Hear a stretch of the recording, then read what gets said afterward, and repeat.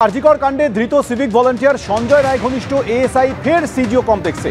সাংবাদিকদের এড়াতে সেদিন ছুটে কার্যত পালিয়ে বেঁচেছিলেন এই এএসআই অনুপ দত্ত। তিনি সিজিও কমপ্লেক্সে প্রবেশ করেছিলেন, সেই ছবি আপনাদের দেখিয়েছি।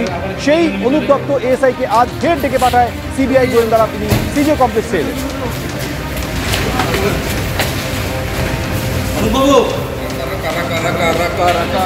আরজিকর কাণ্ডের প্রতিবাদে যখন দিকে দিকে বিজেপির তরফে থানা ঘেরাও কর্মসূচি, সেই প্রেক্ষাপটে এবার কলকাতা হাইকোর্টের তরফে আরও একটি মামলার দায়িত্ব দেওয়া হলো সিবিআইকে। পুলিশ নয়, সিট নয়, এবার আরজিকর মেডিকেলের দুর্নীতি তদন্ত করবে সিবিআই। আরজিকর মেডিকেলের আরও এক মামলায় জোর ধাক্কা খেল রাজ্য প্রশাসন। সিবিআইকে আরজিকর মেডিকেলের যাবতীয় দুর্নীতি তদন্তভার দিয়েছে কলকাতা হাইকোর্ট। কাল সকাল 10টার মধ্যে তদন্ত সংক্রান্ত যাবতীয় নথি হস্তান্তরের নির্দেশ দেওয়া হয়েছে। নির্দেশ দিয়েছেন বিচারপতি রাজর্ষি ভরদ্বাজ। ফলে তদন্তের জন্য রাজ্যের তরফে যে এসআইটি গঠন করা হয়েছিল, সেই এসআইটির আর কোনো গ্রহণযোগ্যতা রইল না। 3 সপ্তাহ পর সিবিআইকে তদন্তের অগ্রগতি সংক্রান্ত রিপোর্ট দিতে নির্দেশ দিয়েছেন বিচারপতি।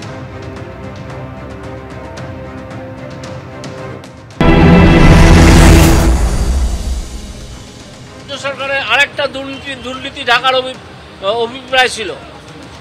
তারা একটা কমিটি করে দিয়ে যে কাগজপত্রগুলো থেকে, ওদের কি সন্দীপ ঘোষ নাকি এক ভাইপো আছে, তার সব দুর্নীতিগুলো যাতে ঢাকা দেওয়া যায়, কাগজপত্রগুলো একটা টাস্ক ফোর্স নাকি ঘোড়ার ডিম তৈরি করেছিল, সেইটার হাতে তুলে দেওয়ার চেষ্টা করেছিল।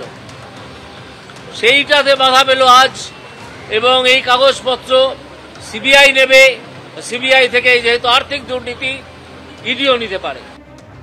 অর্থাৎ আর পুলিশ নয়, আরজিকর মেডিকেলের যে যাবতীয় দুর্নীতির অভিযোগ, সেই সমস্ত দুর্নীতির মামলায় এবার সিবিআই। এবার আরজিকর মেডিকেলের আরও এক মামলায় রাজ্যের জোর ধাক্কা। সিবিআইকে আরজিকর মেডিকেলের যাবতীয় দুর্নীতির তদন্তভার দিল হাইকোর্ট। কাল সকাল 10টার মধ্যে তদন্ত নথি হস্তান্তরের নির্দেশ বিচারপতি রাজর্ষি ভরদ্বাজের।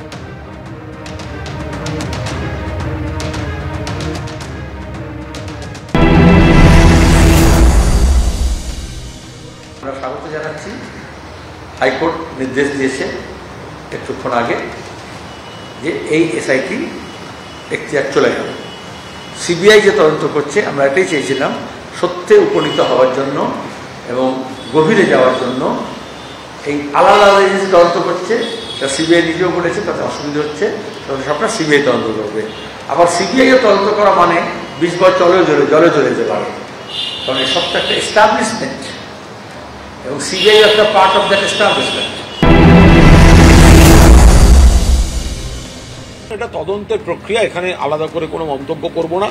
সিবিআই বিভিন্ন লোককে ডেকে পাঠাচ্ছেন, কথা বলছেন ইত্যাদি, কিন্তু এই সবকটা চরিত্র তারা তো সবাই সিবিআই এর সামনেই ঘোরাঘুরি করছেন।